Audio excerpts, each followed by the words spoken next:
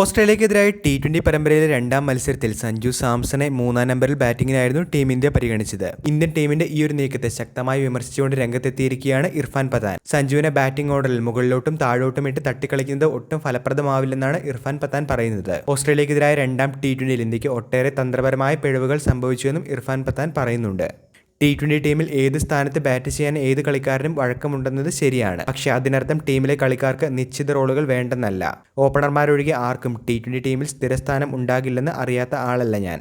7ാം സ്ഥാനത്ത് ബാറ്റ് ചെയ്യാനുള്ള വഴക്കമുണ്ടാവുകയും പ്രധാനമാണ്. എന്നാൽ ഫ്ലെക്സിബിലിറ്റി ഒരുപാട് കൂടുമ്പോൾ കളിക്കാരുടെ റോളുകൾ തന്നെ നഷ്ടപ്പെടാനിടയുണ്ട്. അക്കാര്യം കൂടി കോച്ച് ഗൗതം ഗംഭീറും ക്യാപ്റ്റൻ സൂര്യകുമാർ യാദവും ശ്രദ്ധിക്കണമെന്നാണ് ഇർഫാൻ പത്താൻ ചൂണ്ടിക്കാണിക്കുന്നത്. കളിക്കാരുടെ റോളുകൾ ഇങ്ങനെ മാറുമ്പോൾ അവരുടെ സമീപനവും മാറ്റേണ്ടി വരും. ഏഷ്യാകപ്പിൽ സഞ്ജു കളിച്ചത് മധ്യനിരയിലായിരുന്നു. അവിടെ ഓൾഡ് ബോളുകളാണ് സഞ്ജുവിന് നേരിടേണ്ടതായി വന്നത്.